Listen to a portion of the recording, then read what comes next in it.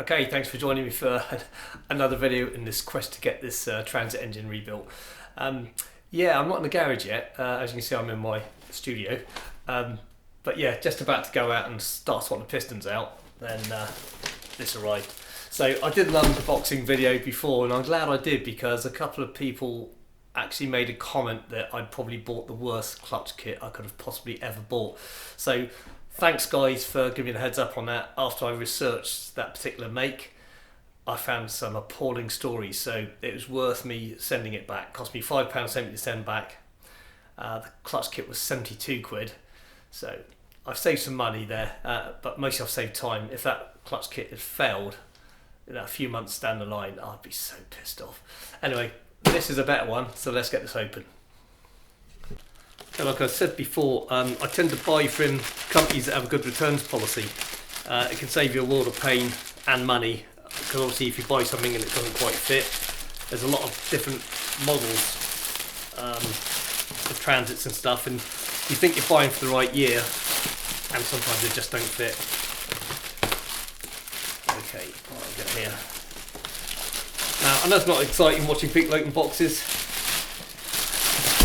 but on my guitar channel people love it, so and so do I, so here we are. Okay, let's get this out.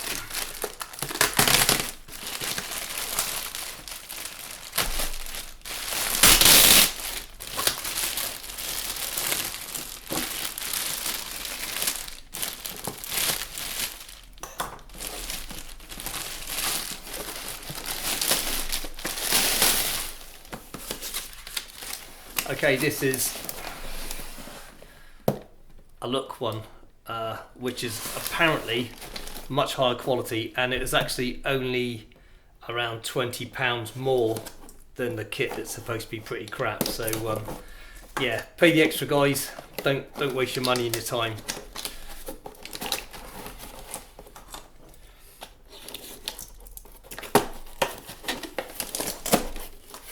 There we go.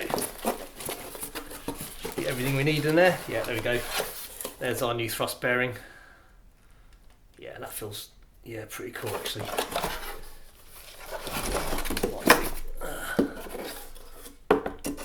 We have the pressure plate, and of course friction plate. So yeah, some of the videos I saw of the previous kit was the actual friction disc actually falling apart inside after just a few weeks, so all starting to slip and stuff like that. So yeah, happy days. Right, let's go on with the pistons. Well, here we are back in the garage. Yeah, I'm going to expel a couple of YouTube myths and legends of chemicals that are supposedly miracle cures for cleaning pistons, because there's a lot of information out there and it just does not work. So I'm going to run through that in a second. In the post today, luckily, this has turned up. Piston ring compressor. I may need that. I've got away without them in the past, but I thought they're cheap enough tools, so just get them. And got this tool here, piston ring expander.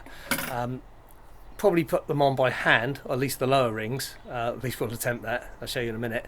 But they're good for the heavier gauge rings, because if you over sort of stretch them with your fingers trying to get them over and you twist them, you can actually break a coating on them that's on there. So anyway, more on that when we get onto it. So I'll set the camera up and let's expel these myths, and then we'll put some rings on the pistons, and hopefully we can then get them back in the block. Well, if you remember, the pistons look like this, and some of the rings were really, especially the lower ones, were really gummed in tight. On two of the pistons at least, I had to actually use a drift to get the ring out of the groove. They were so stuck in tight, so this had to be done. Yeah, they look a bit more like this now.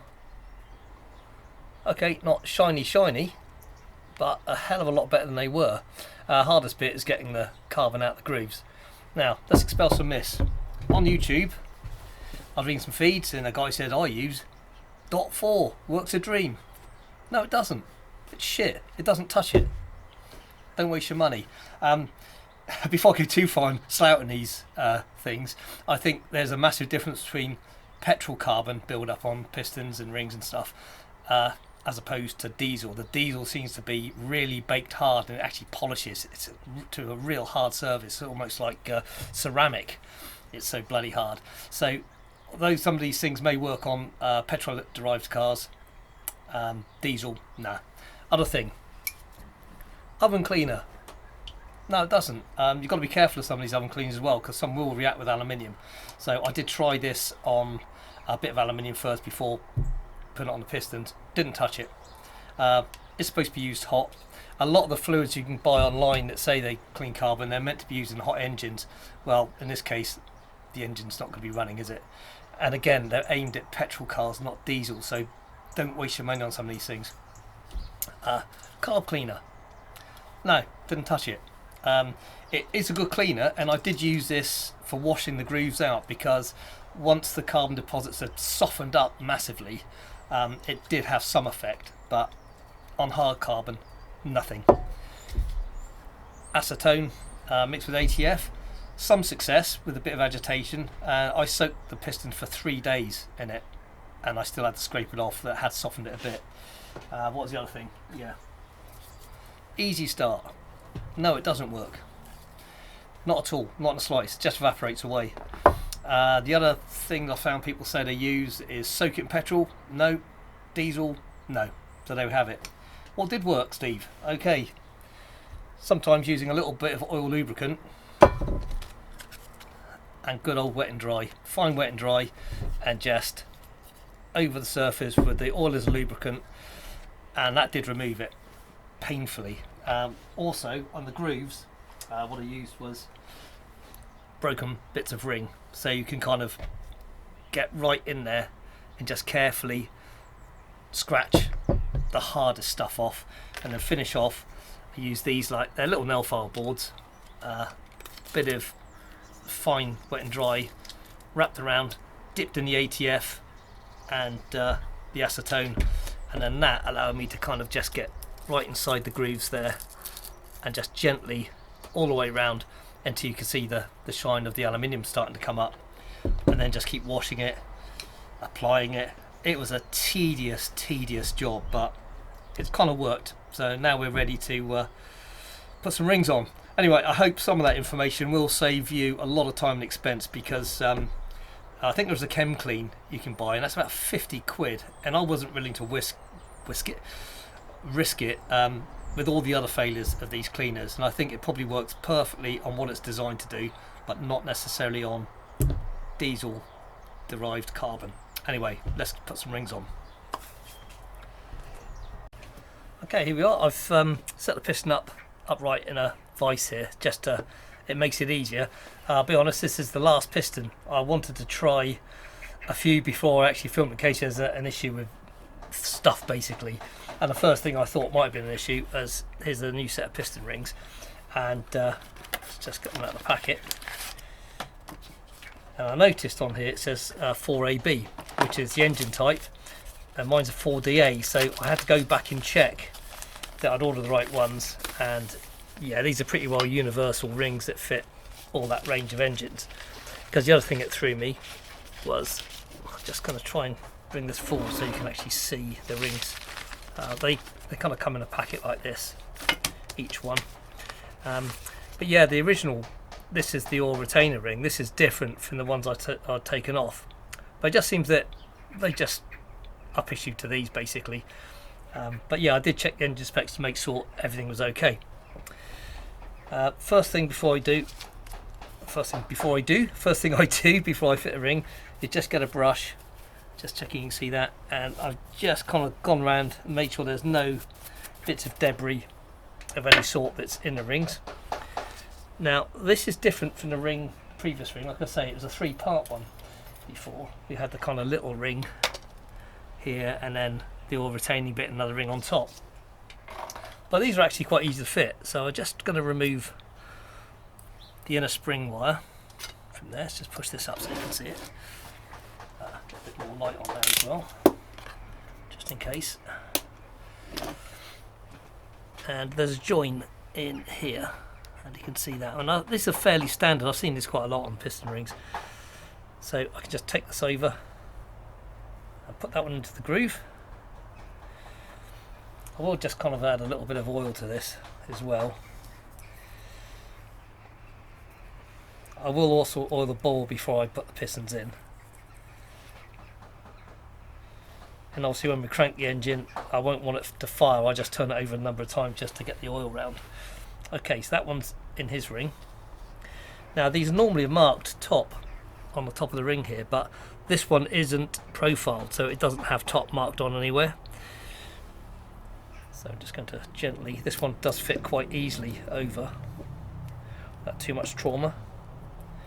Just got to get it now over the spring.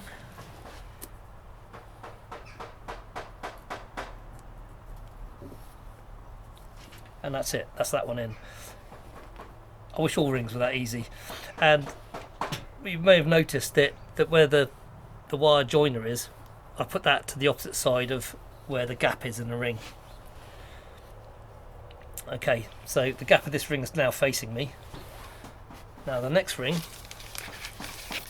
this is profiled, so it has top. You won't be able to see that on the camera, but it does have a, it's very, very small. I mean, when I first took these out, I didn't actually spot it. My wife actually saw it. So yeah, make sure they're around the right way. Now I have got this tool here. Now I'm not overly convinced it's great, but it does help. Okay, so a little bit of a fiddle to get in.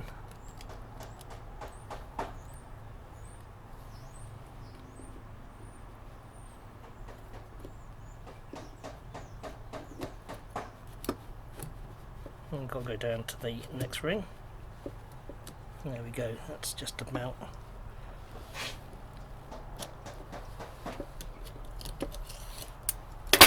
Just gone a little bit past. There we go, so that's that ring in place. And I'll rotate him around so his gap's this side. The old retainer ring gap is here. Then obviously the next ring that goes on, the top ring, will be the opposite.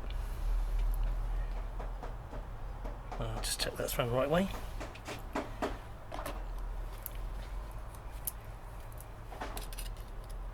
Now these tools aren't expensive, and there's probably better ones, to be honest.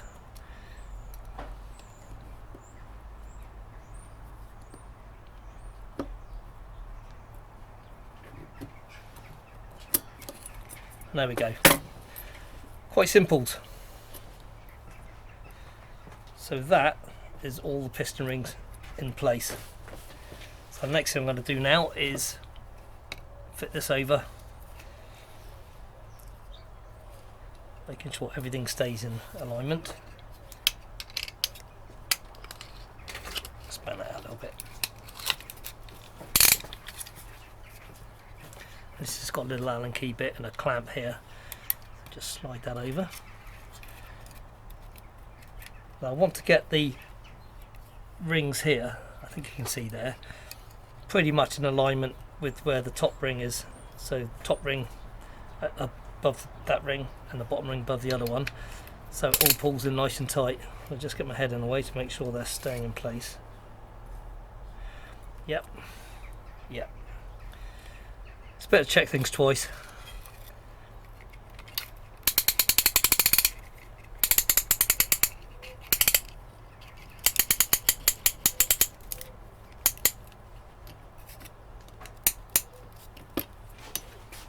Alignment around here.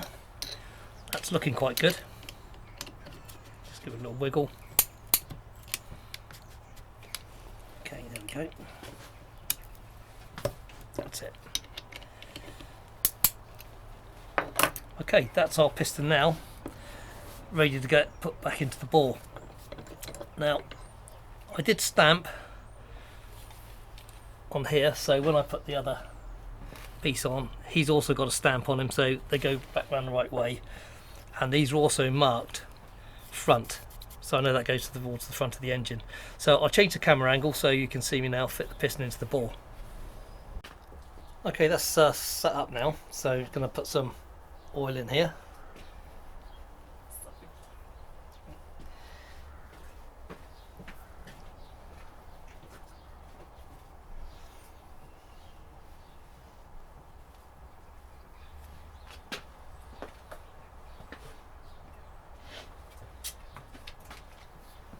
So make sure you get the front to front on the con rod.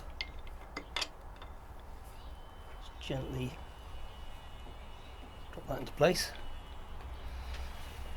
If I can find it. Yeah, there we go. I don't have a large soft rubber mallet, so I'm using a little bit of wood here to put onto here.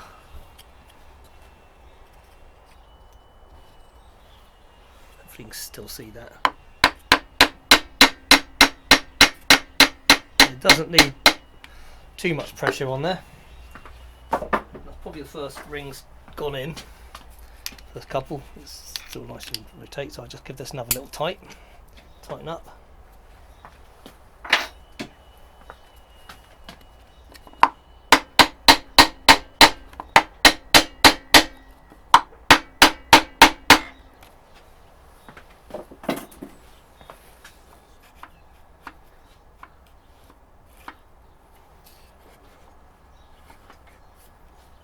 Oh yeah, I also rotated the crank so that it's well out the way down there.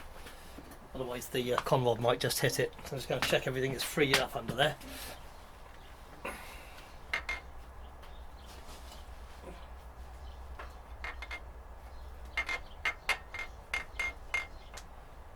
Yep.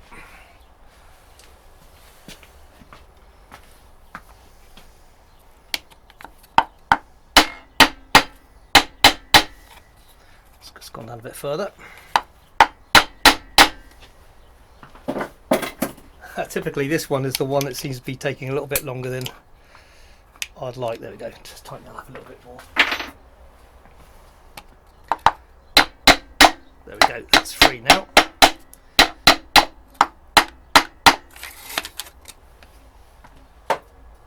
Like I say, I'm not whacking it that hard. It's just if there's any resistance at all, stop, readjust the tool, reclamp it, and then you know you're not going to damage the piston rings on the edge of anything. So that's in now. What I've got to do now is rotate the engine over so we can attach the con rod to the crank. So we'll do that now. Right, okay, got the engine turned over. Now I'm obviously going to fit the new big end shells to these, so I'm going to apply some oil to that.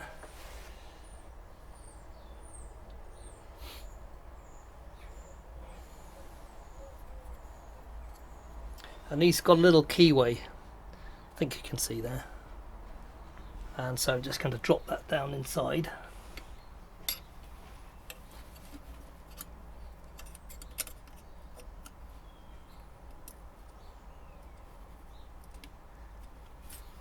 Hopefully just line that up.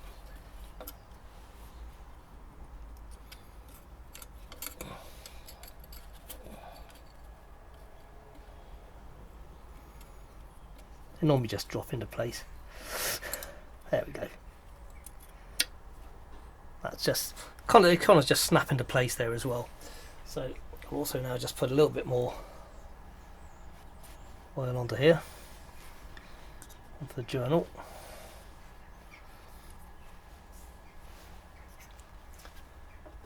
And what I'm going to do now is just rotate the engine round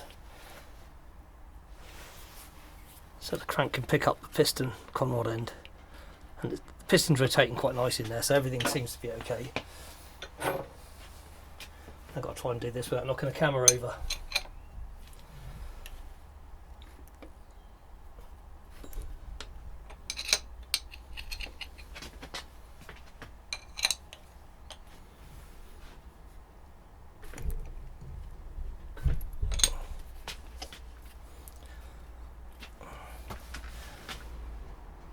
Not quite coming into position there.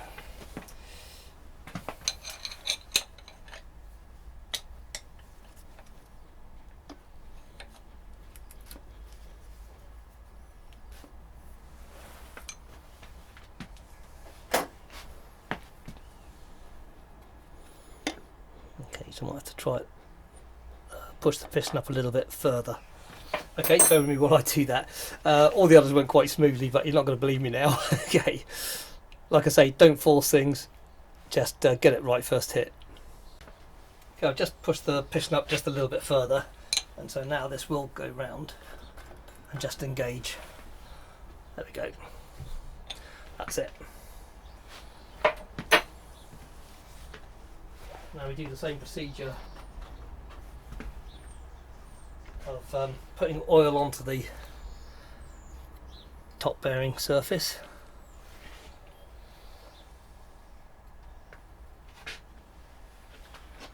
Like I said before, I'd stamp this so I know which way around it goes.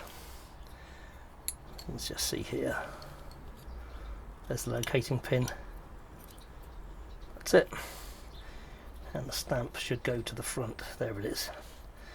Just going to drop that over the top there.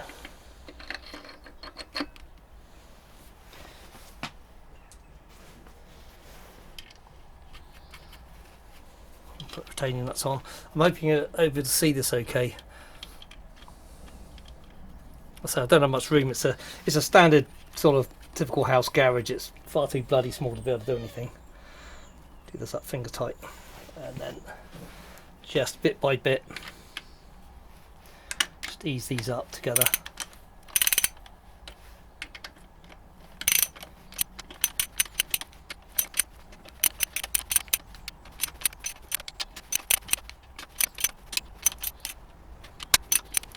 Coming there now. Yeah.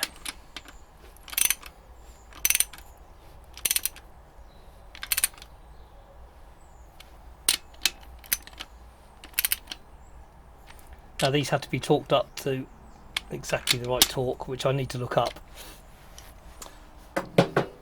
So there we have it, 4 pistons in. I'll turn the engine back over the other way up, and then I'll just rotate it so you can see everything rotating as it should do.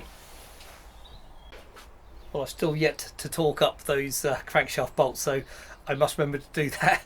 I'm not sure what's going to be in the next video, but stay tuned anyway, because I'll work something out. Anyway, everything seems to be turning quite nice and smoothly, so happy days.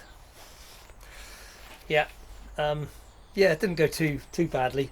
Like I say, you can see if the odd issue with things going together. If it's not going to go well, stop and just investigate, and that tends to eliminate most issues. It's too easy to just plough on and break something. Anyway, don't need lectures from me. So yeah, thanks for watching, and we'll catch up again in the next video. Cheers.